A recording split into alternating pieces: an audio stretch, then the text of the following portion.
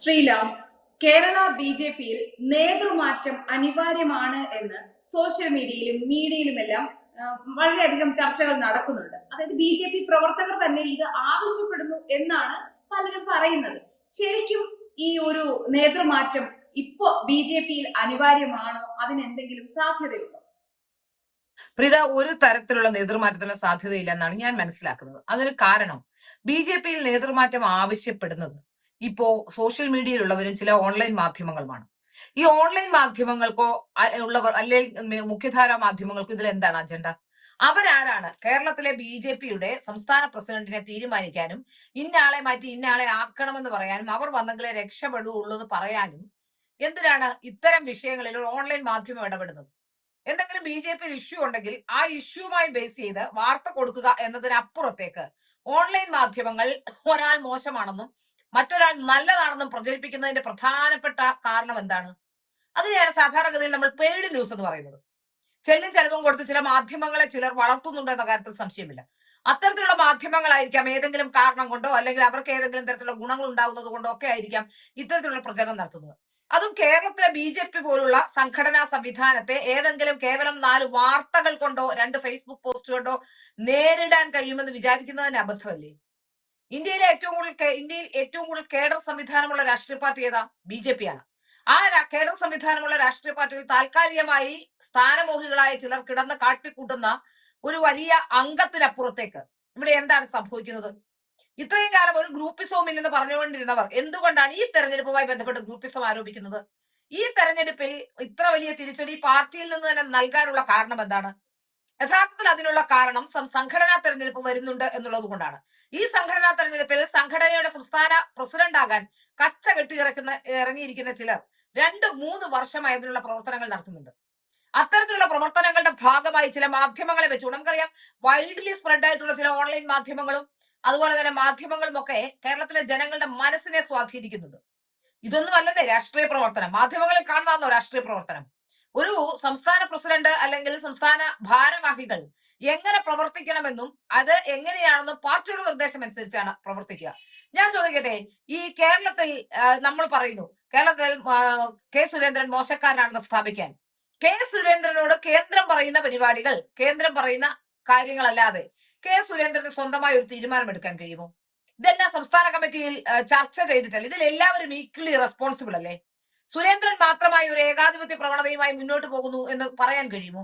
ഇപ്പോ ഈ സ്ഥാനാർത്ഥി നിർണയവുമായി ബന്ധപ്പെട്ടാണെങ്കിൽ ഒരു കാലത്തും ബി.ജെ.പിയിൽ ഒരാൾക്ക് തീരുമാനിക്കാൻ കഴിയില്ല ആരാണ് സ്ഥാനാർത്ഥി എന്ന്. ആ സ്ഥാനാർത്ഥി നിർണയവുമായി ബന്ധപ്പെട്ട് പാർലമെന്ററി ബോർഡ് തന്നെയാണ് തീരുമാനിക്കുന്നത്. അറിയാത്ത കാര്യമല്ലല്ലോ.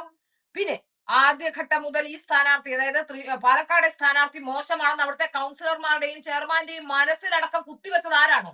അവിടെ മറ്റുള്ളവർ മത്സരിച്ചാൽ ജയിക്കുമെന്ന് പറയുമ്പോ അവിടെ ഓപ്ഷൻ എന്തായിരുന്നു? ശോഭാ സുരേന്ദ്രനും അല്ലെങ്കിൽ കെ സുരേന്ദ്രനും ഒക്കെ ജയിച്ചാൽ അവിടെ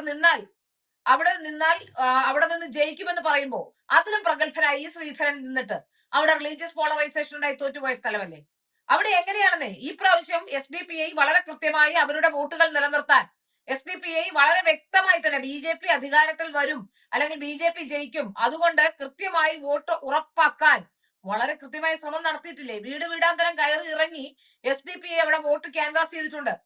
വഖഫ് എന്ന് പറഞ്ഞുകൊണ്ട് അത് മുസ്ലിങ്ങളെ ബാധിക്കുന്ന ഏതോ വിഷയമാണെന്ന് മുസ്ലിങ്ങളെ തെറ്റിദ്ധരിപ്പിച്ചുകൊണ്ട് അവരെ കൂടെ നിർത്താൻ പോലും ശ്രമിച്ചിട്ടുണ്ടെന്ന് സംശയമുണ്ട്. ഇപ്പോഴും ഈ വഖഫുമായി ബന്ധപ്പെട്ട പ്രശ്നങ്ങൾ മനസ്സിലായിട്ടുള്ളത് ആർക്കാണ്? ക്രിസ്ത്യൻസിന് മാത്രമാണ് ഇതിലെ അപകടം മനസ്സിലായിട്ടുള്ളത്. ഹിന്ദുക്കൾക്ക് പോലും ആ അപകടം മനസ്സിലായിട്ടില്ല. ഹിന്ദുക്കളെയും ക്രിസ്ത്യാനികളെയും ഒരുപക്ഷെ ഏറെ ഇത് ബാധിക്കുന്ന മുസ്ലിങ്ങളെയാണ്. കാരണം മുസ്ലിം പള്ളിയുമായി ബന്ധപ്പെട്ടും മുസ്ലിം ആരാധനാലയങ്ങളുമായി ബന്ധപ്പെട്ടൊക്കെ അതിനടുത്തുമൊക്കെ താമസിക്കുന്നവർ കൂടുതലും മുസ്ലിംസ് ആണ്. ഏറ്റവും അധികം ബാധിക്കുന്നത് ഈ വഖഫിന്റെ പ്രശ്നങ്ങൾ മുസ്ലിംസിനെയാണെന്ന് തന്നെ പറയേണ്ടിയിരിക്കുന്നു. ആ പ്രശ്നങ്ങളൊന്നും ചർച്ച ചെയ്യാതെ വിവാദം മാത്രം ചർച്ച ചെയ്തുകൊണ്ട് ബി.ജെ.പിയുടെ അധികാരത്തിൽ വന്നാൽ എന്തൊക്കെയോ സംഭവിച്ചു പോകുമെന്ന് പാവം പിടിച്ച ജനങ്ങളെ തെറ്റിദ്ധരിപ്പിച്ചുകൊണ്ട് ഈ വോട്ടല്ല, അത് പോളറൈസേഷൻ ഉണ്ടാക്കി. ഒപ്പം ബി.ജെ.പിയിലെ ചില നേതാക്കന്മാരുടെ കുൽസിത പ്രവർത്തികൾ അത് വ്യക്തമായി പാർട്ടിക്ക് മനസ്സിലായിട്ടുണ്ട്. ഞാൻ ചോദിക്കട്ടെ, ഈ വാർത്താ മാധ്യമങ്ങളിലൂടെ വാർത്ത കൊടുക്കുകയും ഏതെങ്കിലും ആരുമായെങ്കിലും ഒക്കെ ഇത്തരത്തിൽ ബന്ധമുണ്ടാക്കുകയും ഒക്കെ ചെയ്താൽ ഇത് കേന്ദ്രം അറിയില്ല എന്നാണോ? കേന്ദ്രത്തിന് അതിനുള്ള ഇന്റലിജൻസ് സംവിധാനം ഇല്ല എന്നാണോ? കേരളത്തിലെ RSSന് തിരിച്ചറിയില്ല എന്നാണോ? പിന്നെ RSSനെ കോട്ട് ചെയ്തുകൊണ്ട് പലരും വാർത്ത കൊടുക്കുന്നുണ്ട്. RSS തീരുമാനിച്ചു, ചിലരുടെ പേര് കൊടുത്തിട്ട് അവർ സംസ്ഥാന പ്രസിഡന്റ് പദവിയിലേക്ക് RSS തീരുമാനിച്ച RSSന് ഈ വിഷയങ്ങൾ അറിയാം. RSS ഇനി അഥവാ തീരുമാനിച്ചാൽ തന്നെ ഏതെങ്കിലും RSSന്റെ ഏതെങ്കിലും ഒരാൾ വന്ന് വാർത്താ സമ്മേളനം നടത്തി അല്ലെങ്കിൽ ഇത്തരം വിഷയങ്ങൾ ഇടപെട്ട് പ്രതികരിക്കുന്നത് കണ്ടിട്ടുണ്ടോ? ഏതെങ്കിലും ഒരാൾ? ഇല്ലല്ലോ. പിന്നെ എങ്ങനെയാണ് കേരളത്തിലെ RSS എന്താണ് തീരുമാനിച്ചതെന്ന് കേരളത്തിലെ മാധ്യമങ്ങൾക്ക് അറിയുക? സത്യത്തിൽ ഈ RSS തീരുമാനിച്ചു, അങ്ങനെ ചെയ്തു, ഇങ്ങനെ ചെയ്തു, അവർ തീരുമാനിച്ചു, ഇവർ തീരുമാനിച്ചു, സോഷ്യൽ മീഡിയ ആകെ കുഴപ്പമാണ്, അണികളിലാകെ ആശങ്കയാണെന്നൊക്കെ വരുത്തി തീർക്കുന്നവരാ കേരളത്തിലെ ചില മാധ്യമങ്ങളാ. ആ മാധ്യമങ്ങളെ വിശ്വസിക്കുന്ന, അവരാണ് പറയുന്നതെല്ലാം ശരിയാണ് അല്ലെങ്കിൽ ഇതാണ് ശരിയെന്ന് വിശ്വസിക്കുന്ന ചില മനുഷ്യരുണ്ട്. ആ മനുഷ്യരുണ്ടാക്കുന്ന അംഗത്തിനപ്പുറത്തേക്ക് സോഷ്യൽ മീഡിയയിലെ കാര്യം പിന്നെ പറയേണ്ടതില്ല. സോഷ്യൽ മീഡിയയിൽ ഈ എഴുതുന്ന ആൾക്കാർക്കൊന്നും സംഘടനയുമായി വലിയ ബന്ധമുള്ളവരല്ല. ആ ഗ്രൗണ്ട് തലത്തിൽ സംഘടനാ പ്രവർത്തനം നടത്തിയവരല്ല. നമ്മൾ ഒരു സംഘടനാ പ്രവർത്തനം നടത്തുമ്പോൾ മാത്രമേ ആ സംഘടനയുടെ, അത് ബേസിക് ആയിട്ടുള്ള സംഘടനാ പ്രവർത്തനം നടത്തിയെങ്കിൽ മാത്രമേ ആ സംഘടനയ്ക്ക് എന്തൊക്കെ പ്രശ്നങ്ങളുള്ളൂ എന്ന് നമുക്ക് മനസ്സിലാക്കാൻ കഴിയുകയുള്ളൂ. നമ്മൾ മിനിമം ഒരു സ്ഥലത്ത് ഒരു പഞ്ചായത്തില് അല്ലെങ്കിൽ ഏതെങ്കിലും ഒരു വാർഡിൽ അല്ലെങ്കിൽ ഏതെങ്കിലും ഒരു മുനിസിപ്പൽ കൗൺസിൽ ഉള്ള സ്ഥലങ്ങളിൽ അവിടെയൊക്കെ പോയിട്ട്, നമ്മൾ മുനിസിപ്പാലിറ്റികളിലൊക്കെ പോയിട്ട് ഏതെങ്കിലും ഒരു വാർഡിൽ പോയിട്ട് കേവലം നിങ്ങൾ ഒരു വോട്ട് ചോദിച്ച് ഒരു വാർഡിലെങ്കിലും പ്രവർത്തനം നടത്തി നോക്കണം. അപ്പൊ അറിയാം ഈ വോട്ട് ക്യാൻവാസ് ചെയ്യുന്നതിന്റെയും എന്തൊക്കെ ബുദ്ധിമുട്ടാണ് നമ്മൾ അനുഭവിക്കേണ്ടി വരുന്നതെന്ന്. അപ്പോ അങ്ങനെ പ്രവർത്തിച്ച ആരും ഈ സംഘടനയോ സംഘടനാ സംസ്ഥാന പ്രസിഡന്റിനെയോ അല്ലെങ്കിൽ മറ്റൊരാളെയോ കുറ്റം പറയുമെന്ന് എനിക്ക് തോന്നുന്നില്ല. അവർക്കറിയാം എന്തൊക്കെ പ്രശ്നങ്ങളാണ് ഉള്ളതെന്ന്. പിന്നെ കേരളത്തിലെ മാധ്യമങ്ങൾ പണ്ട് മുതലേ, കേരളത്തിൽ ആര് സംസ്ഥാന പ്രസിഡന്റ് ആയാലും ആ സംസ്ഥാന പ്രസിഡന്റ് ആയ ഉടൻ തന്നെ മാധ്യമങ്ങൾക്ക് ഒരു വിലയിരുത്തലുണ്ട് സംസ്ഥാന പ്രസിഡന്റിനെ സംബന്ധിച്ച്. ഇവിടെ നമുക്കറിയാം മാധ്യമങ്ങളുമായി ഏറ്റവും അടുപ്പം ബന്ധമുണ്ടായിരുന്ന ശ്രീധരൻപിള്ള. ശ്രീധരൻപിള്ളയെ സുവർണ അവസരം എന്ന് പറഞ്ഞ ഇവിടെ ഉണ്ടായ ശബരിമലയിൽ ഉണ്ടായ ഈ വിഷുവിൽ എത്രമാത്രം വേട്ടയാടിയിട്ടുണ്ട്. വി മുരളീധരനെ എത്രമാത്രം മാധ്യമങ്ങൾ വേട്ടയാടിയിട്ടുണ്ട്. സോഷ്യൽ മീഡിയയിലുള്ളവർ വേട്ടയാടിയിട്ടുണ്ട്. അതിനും അപ്പുറം നമ്മൾ ആലോചിച്ച് നോക്കിയാൽ കെ സുരേന്ദ്രനെ അതുപോലെ തന്നെയാണ്. കാലാകാലങ്ങളിൽ ആര് പ്രസിഡന്റായി വന്നാലും ഒരു 3 മാസം കഴിയുമ്പോൾ കേരളത്തിലെ പ്രവർത്തകർ തുടങ്ങും. അവർക്കൊരു അവിടെ ചുവട് ഉറപ്പിച്ച് പ്രവർത്തിക്കാനുള്ള സമയം ഉണ്ടാകുന്നതിന് മുമ്പ് സംസ്ഥാന പ്രസിഡന്റിനെ മാറ്റണമെന്ന് ആവശ്യപ്പെട്ടുകൊണ്ടിരിക്കും. കഴിഞ്ഞ കുറെ നാളുകളായി നടന്നുകൊണ്ടിരിക്കുന്ന പരിപാടിയാണിത്. മാത്രമല്ല ഇപ്പോ സുരേന്ദ്രന്റെ ആ തലമുറയിലുള്ളവർ, അതായത് പഴയ തലമുറയിൽ ഉണ്ടായിരുന്ന നേതാക്കന്മാർ കഴിഞ്ഞ് 2ാം തലമുറ BJPയിൽ വന്നിരിക്കുന്നു. ആ 2ാം തലമുറയിലുള്ള പലർക്ക് സംസ്ഥാന പ്രസിഡന്റ് ആവണം. സുരേന്ദ്രനാണെങ്കിൽ എനിക്കായിക്കൂടെ, ഞാനല്ലേ കേരളത്തിലെ ഏറ്റവും വലിയ ആളെന്ന് ചിന്തിച്ചു നടക്കുന്ന പലരും ഇവിടെയുണ്ട്. അപ്പൊ അത്തരത്തിൽ സുരേന്ദ്രൻ സംസ്ഥാന പ്രസിഡന്റ് ആയത് പടിപടിയായി വളർന്ന് താഴെ തട്ടിൽ പ്രവർത്തനം ചെയ്ത, അല്ലാതെ ഈ ഓടി വന്ന കുറച്ചു കാലം കൊണ്ട് മാത്രമോ അല്ലെങ്കിൽ ഈ പ്രസംഗിക്കുന്നു എന്നുള്ളത് കൊണ്ട് മാത്രമോ ഒന്നും സംസ്ഥാന പ്രസിഡന്റ് ആക്കാൻ കഴിയില്ല. ഒരു സംഘടനയ്ക്ക് സംസ്ഥാന പ്രസിഡന്റ് ആകണമെങ്കിൽ അവർക്ക് ഓർഗനൈസിംഗ് കപ്പാസിറ്റി വേണം. അവർക്ക് ഒരു വിഷയത്തെ ഡീൽ ചെയ്യാനുള്ള പക്വത വേണം. ആൾക്കാർക്കെതിരെ വരുന്ന പ്രശ്നങ്ങളെ, അത്തരത്തിലുള്ള പ്രശ്നങ്ങളും പ്രതിസന്ധികളും ഉണ്ടാകുന്ന ആരോപണങ്ങളെയും നേരിടാനുള്ള കപ്പാസിറ്റി വേണം. ആ കപ്പാസിറ്റി എന്ന് പറയുന്ന വെല്ലുവിളിയല്ല കേട്ടോ. മാധ്യമങ്ങളെയും മറ്റവരെയും ഒക്കെ വെല്ലുവിളിക്കുക, ആരോപണം ഉന്നയിക്കുന്നവരെ തെറി പറയുക, അവരെ കുറിച്ച് അപസർപ്പ കഥകൾ പ്രചരിപ്പിക്കുക, അത്തരത്തിലുള്ള കാര്യങ്ങളല്ല. അതൊരു വ്യക്തമായ മാന്യതയുടെ ലക്ഷണവുമല്ല. അത്തരത്തിലുള്ള ഒരാൾ സംസ്ഥാന പ്രസിഡന്റ് ആകാനുള്ള യോഗ്യതയിൽ വരുന്നുമില്ല. അതല്ല സംസ്ഥാനം. ചിലരെന്താ വിചാരിക്കുന്നത്, എല്ലാവരെയും അങ്ങ് വെല്ലുവിളിക്കുന്നതുകൊണ്ട് അവരങ്ങ് സംസ്ഥാന പ്രസിഡന്റ് ആയിക്കോട്ടെ. വെല്ലുവിളിയല്ല സംസ്ഥാന പ്രസിഡന്റ്. ഏത് സംസ്ഥാന പ്രസിഡന്റാണ് കേരളത്തിൽ വന്ന് വെല്ലുവിളിച്ചിട്ടുള്ളത്?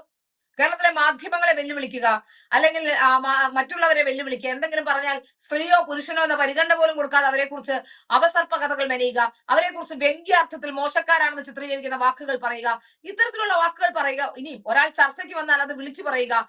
ഞാൻ ചോദിക്കട്ടെ, ഈ സംസ്ഥാന പ്രസിഡന്റിന്റെ സ്ഥാനത്തേക്കും അല്ലെങ്കിൽ അധികാര സ്ഥാനത്തിരിക്കുന്നവരുടെ ഇടയിലേക്ക് ചിലപ്പോ ഒരു സംഘടനയുടെ തലപ്പത്തിരിക്കുന്ന ആൾക്കാരുമായി പലതരത്തിലുള്ള അടവ് നയങ്ങൾ ഉണ്ടാകും, ചില ചർച്ചകൾ ഉണ്ടാകും, ചില വിഷയങ്ങളുമായി ബന്ധപ്പെട്ട രഹസ്യങ്ങൾ സൂക്ഷിക്കേണ്ടതായുണ്ട്. അത്തരം രഹസ്യങ്ങളൊക്കെ സൂക്ഷിക്കുന്ന, അത്തരത്തിലുള്ള കാര്യങ്ങൾ സംസാരിക്കുന്ന ഒരാളല്ലേ സംസ്ഥാന പ്രസിഡന്റ് ആവേണ്ടത്?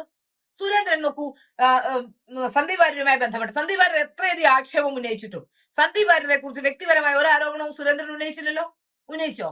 സുരേന്ദ്രന്റെ ആരോപണങ്ങളൊന്നും പറഞ്ഞില്ലല്ലോ. ഞാൻ പറയുന്നില്ല എന്ന് മാത്രമല്ലേ പറഞ്ഞത്, അല്ലാതെ സുരേന്ദ്രൻ ഒരു അക്ഷരം ഉരിയാടിയിട്ടില്ലല്ലോ. അങ്ങനെ ഒരാളല്ലേ ഓർഗനൈസിംഗ് കപ്പാസിറ്റിയോടൊപ്പം അവരുടെ ഓരോ പ്രവർത്തികളും കാൽക്കുലേറ്റ് ചെയ്യപ്പെടുകയാണ്. അല്ലാതെ ഈ എന്തെങ്കിലും പറയുമ്പോ നാട്ടിലുള്ളവരെയൊക്കെ വെല്ലുവിളിച്ച് പാർട്ടി വളർത്താമെന്ന് വിചാരിക്കുന്നാൽ അത് അവനവനെ വളർത്താൻ, അവനവൻ മഹാസംഭവമാണെന്ന് കാണിക്കുന്ന ഗിമ്മിക്കുകൾക്ക് അപ്പുറത്തേക്ക് ഇത് പാർട്ടിയെ വളർത്താൻ സഹായിക്കുന്നില്ല. അത്തരത്തിലുള്ള ഒരാൾ അവിടെ നിന്ന് പ്രശ്നം ഉണ്ടാക്കുന്നത് പാർട്ടിയെ മറ്റുള്ളവരുടെ മുമ്പിൽ ഇകഴ്ത്തി കാണിക്കുന്നതിന് തുല്യമാണ്. ഈ പാർട്ടിയിൽ നിന്ന് പഠിക്കുന്ന അച്ചടക്കം ഈ സംഘടന മറ്റേത് സംഘടനയിൽ നിന്നും വ്യത്യസ്തമാണെന്നല്ലേ നമ്മുടെ വെപ്പ്. അങ്ങനെയുള്ളപ്പോ ഈ സംഘടനയുടെ അച്ചടക്കം, ഈ സംഘടനയുടെ മാന്യത, ഈ സംഘടനയുടെ സംസ്കാരം, അതല്ലേ ഒരു വ്യക്തിയിൽ നിന്ന് പുറത്തു വരുന്നത്. അത്തരത്തിലുള്ള സാംസ്കാരിക തലം പോലും ഇല്ലാതെ സംസാരിക്കുന്ന അത്തരത്തിലുള്ളവരെ എങ്ങനെയാണ് സംസ്ഥാന പ്രസിഡന്റ് ആക്കുക? സംസ്ഥാന ഘടകത്തിന് എന്താണ് പ്രശ്നമെന്നും സംസ്ഥാന ഘടകത്തിൽ എന്തൊക്കെയാണ് നടക്കുന്നതെന്നും ഒക്കെ ദേശീയ ഘടകത്തിന് അറിയാവുന്ന കാര്യമാണ്. സുരേന്ദ്രൻ മാത്രമായി ഒരു തീരുമാനമെടുക്കാൻ കഴിയില്ല. സുരേന്ദ്രന് മാത്രമായിട്ട് ഒരു കാര്യവും നടപ്പിലാക്കാൻ കഴിയില്ല. അത് നമ്മൾ മനസ്സിലാക്കേണ്ട കാര്യമാണ്. പിന്നെ കേരളത്തിലെ മാധ്യമങ്ങളല്ല BJPക്ക് സംസ്ഥാന പ്രസിഡന്റിനെ തീരുമാനിക്കുന്നത്. അതിനുള്ള മെഷീനറി സംഘടനാ തലത്തിൽ തന്നെയുണ്ട്. കേരളത്തിലെ ഏതെങ്കിലും ഒരു മാധ്യമം ഇരുന്നുകൊണ്ട് ആരെയെങ്കിലും സംസ്ഥാന പ്രസിഡന്റ് ആക്കണമെന്ന് പറഞ്ഞാലൊന്നും അത് നടക്കുന്ന കാര്യവുമല്ല. ഒരു കാലത്തും അത് സത്യം പറഞ്ഞാൽ ഈ വാർത്ത ചെയ്യിപ്പിക്കുന്നവർക്കും വാർത്ത ചെയ്ത് സഹായിക്കാമെന്ന് വിചാരിക്കുന്നവർക്കും നെഗറ്റീവ് ആകുകയല്ല, അത് പോസിറ്റീവ് ആകുമെന്ന് എനിക്ക് തോന്നുന്നില്ല. പ്രീത നോക്കിക്കോളൂ. ഈ അർത്ഥത്തിൽ ഞാൻ പറയുന്നു, ഇതെല്ലാം നെഗറ്റീവായി വരികയുള്ളൂ. ഇപ്പൊ ഉണ്ടാകുന്ന കോലാഹലങ്ങളെല്ലാം അവർക്ക് വ്യക്തികൾക്ക് നെഗറ്റീവായി വരികയും സംഘടനയ്ക്ക് ഗുണകരമാവുകയും ചെയ്യുമെന്നാണ് എനിക്ക് മനസ്സിലാക്കാൻ സാധിക്കുന്നത്. അല്ലാതെ ഇതിനപ്പുറത്തേക്ക് ഒന്നും തന്നെ സംഭവിക്കില്ല.